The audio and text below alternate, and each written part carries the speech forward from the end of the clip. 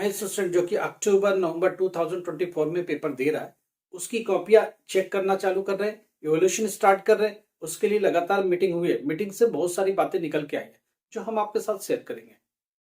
ये सब इस बार क्या पॉलिसी रहने वाली है बोर्ड की, बच्चे कैसे पास होंगे, किस तरीके से पास होंगे, बोर्ड इसके ऊपर कैसे रिएक्ट कर रहा है, ये सारी बात हम आपके साथ शेयर करेंगे।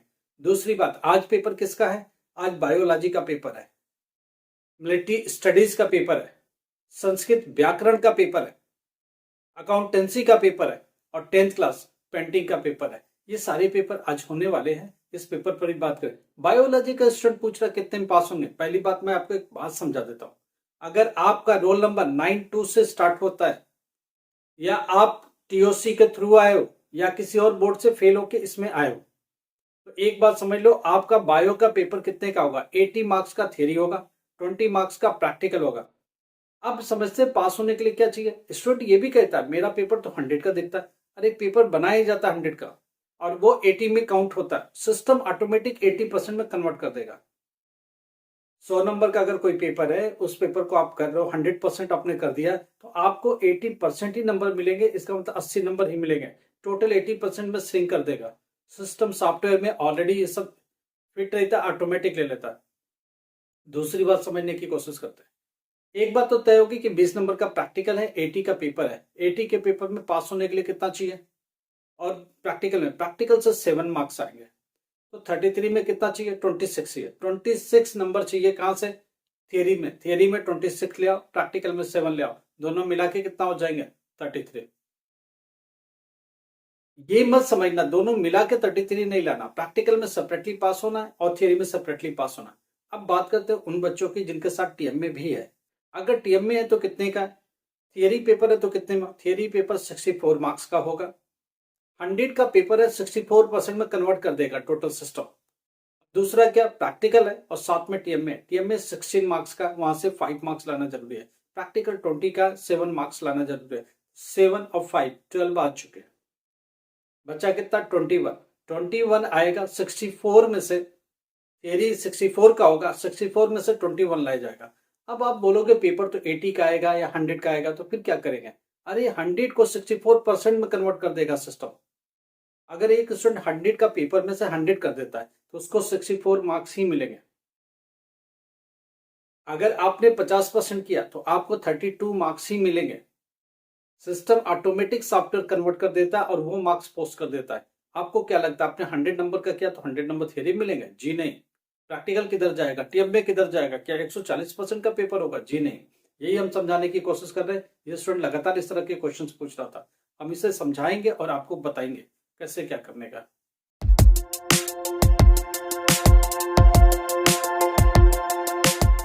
नमस्कार, आदाब, सत श्री अकाल। My self Amar sir, education at the rate Amar sir. आपको पता है हम लोग किस बारे में बात करते हैं? हम लोग एजुकेशन पर बात करते हैं, एनआईएस पर बात करते हैं। थोड़ी व्यस्तता ज्यादा है, एग्जामिनेशन चल रहा है, हम सब भी बिजी हैं। इस वजह से लगातार वीडियो नहीं आ पा रही, 1-2 दिन गैप रहता है।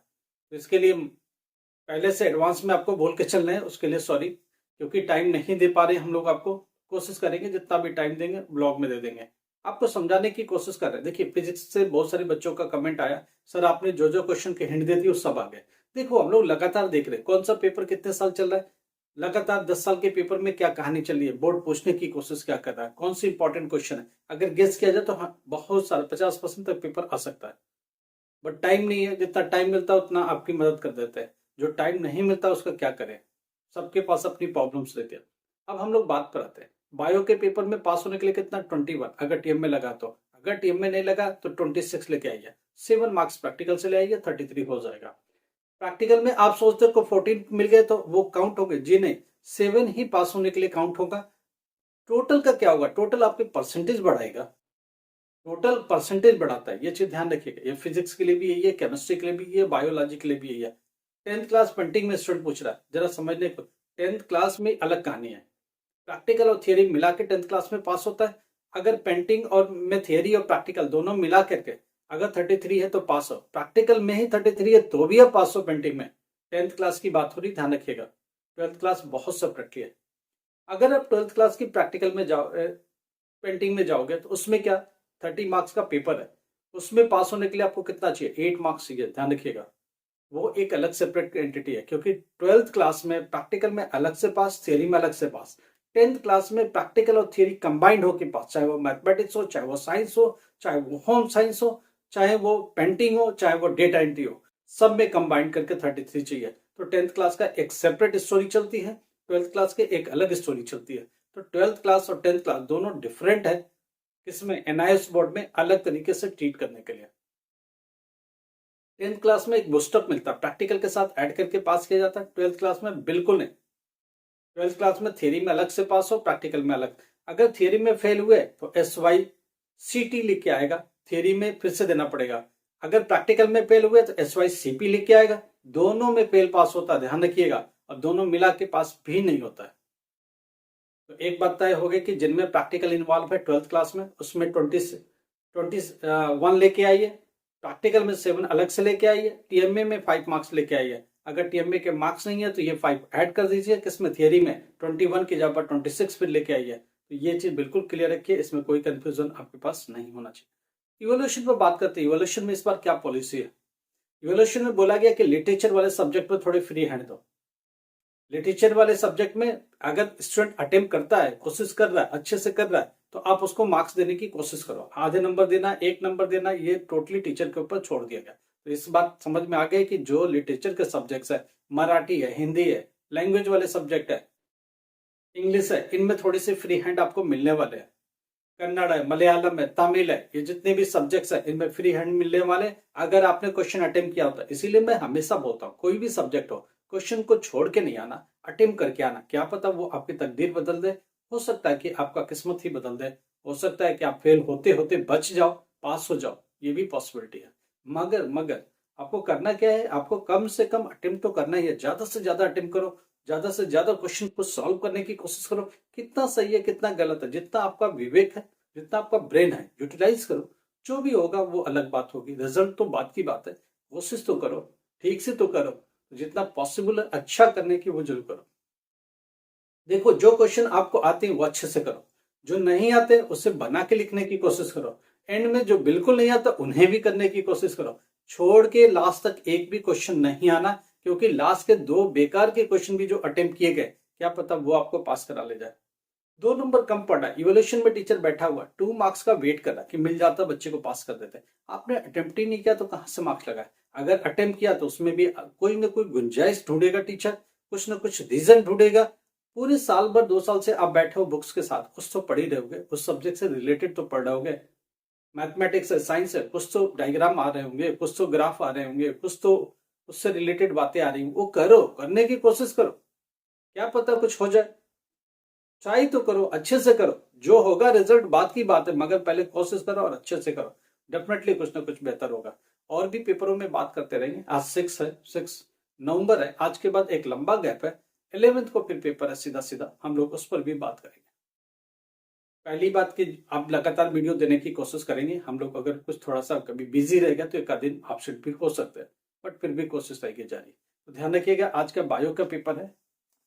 आज का पेपर किस किस चीज का, पहली बात,